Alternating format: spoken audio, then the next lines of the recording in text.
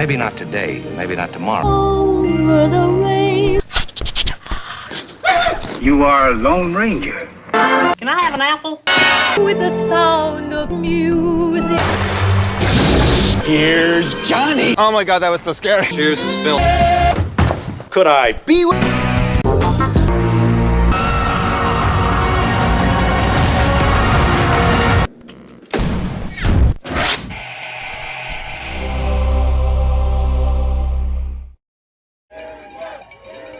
After over 130 days of the writer's strike, residuals have never been under more scrutiny. It was back in 1960 when residuals were created and negotiated. Also the last time that both guilds, the writers and actors, struck. You know what I'm saying. And now many actors and writers being open about getting little to nothing in residual payments. But does anyone actually understand how residuals work? Like, really? Oh, good. Because that's what we're going to talk about today. We're going to do a deep dive into residuals, how they're calculated, what's the main difference between network residuals and streaming residuals.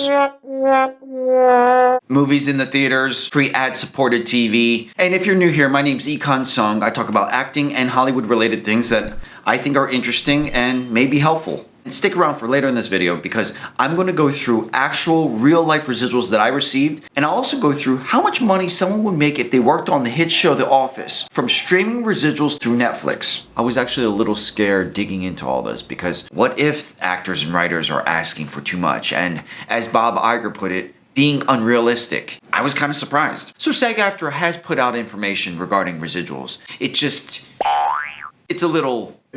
So I went through all of it so you guys don't have to. And I'm going to try to make it as easy as possible. So, what are residuals? Residuals are payments for when something airs after the original usage. And today we are talking about TV and film, not commercial residuals. Residuals are as amazing as everyone says. You have something running and you get a check in the mail. What the f? But it depends on what kind of residual. So let's get into that. So there are two different types of residuals, fixed and gross revenue residuals. Some examples of a fixed residual. If a network TV show airs a rerun, you get a fixed residual. High budget streaming TV shows, free TV streaming. Foreign TV, basic cable reruns. Let's get to revenue-based residual. Couple scenarios. A theatrical picture is always going to be revenue-based. Take all the revenue gross and you split it up among the cast. The bigger the cast, the more mouths to feed. Another example, it gets licensed to HBO Max. You take the value of the license divided among the cast. It's this revenue-based residual that's been in the news. David Denman talking about The Office. You're not gonna get any more money because more people watch it. The only person that makes more money is the person who licensed that to Netflix. And a lot of times, a residual would start fixed, and then eventually when a show becomes licensed, it becomes gross revenue residual. So let's talk about a fixed residual for a network TV rerun. Let's say, for example, you were a day player and you worked scale. It'd be roughly $1,000. Right now, it's actually a little over $1,000, but we're using round numbers today. So, your original compensation was $1,000. For a network rerun, easy, you get that same exact amount. If you worked over scale, this would be $1,200, you would get $1,200 back. If you got a week contract and you got $4,000, your residual would be $4,000. It gets a little more complicated for high budget streamers. Your original $1,000, you have to multiply by a subscriber factor. The more subscribers, the bigger the subscriber factor. How they came up with this? Who knows? Right now, Netflix is 150%. Then you multiply by a percentage for the particular year. In the first year of the show running, you get 45%. You multiply all this together, $675 for an entire year streaming on a platform. In this particular case, Netflix. And it goes down each year after that. Now, I know what you're thinking. I didn't become an actor to do math. Sorry, if you want to get paid, you gotta do a little math. What about free TV? You take your original compensation, you multiply by 5.5%, and that equals $55. Not much. That's also something to be aware of because free ad streaming TV is one of the fastest growing segments right now.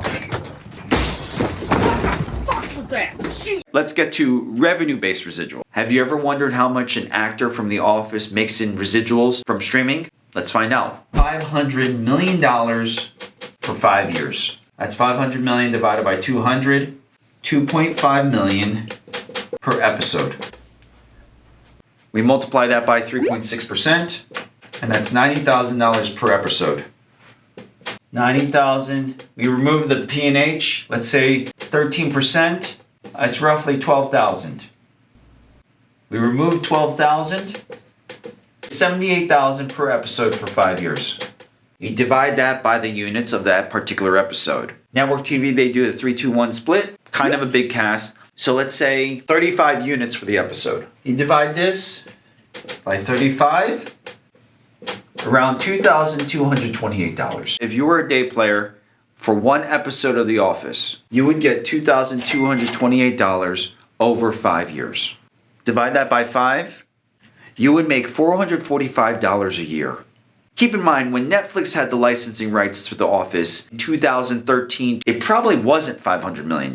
And the residual rate was probably lower than 3.6%. So this is probably a lot more than what they got. No! Let's say you were a series regular. Times 3, 6,684 over the 5-year license for one episode. These are the numbers. This is not about the Steve Carells. It's about the working class actors. So for all those critical about the strike saying, this is what you signed up for, this is the contract you negotiated. Exactly. So this is the negotiation. You also might be wondering, why is this so complicated? Back in the day, they only cared about motion pictures in theaters. We have negotiations every 3 years. As entertainment changed over the years, these contracts had to change. So here we are. Figuring out how to pay actors and writers has gotten more complex. When you have unlimited streaming and you can watch a TV show 1,000,000 times, what is that rerun worth? I don't think the streamers know either. So if subscriber numbers are rising and these huge companies are raking in revenue, where the hell did all the money go?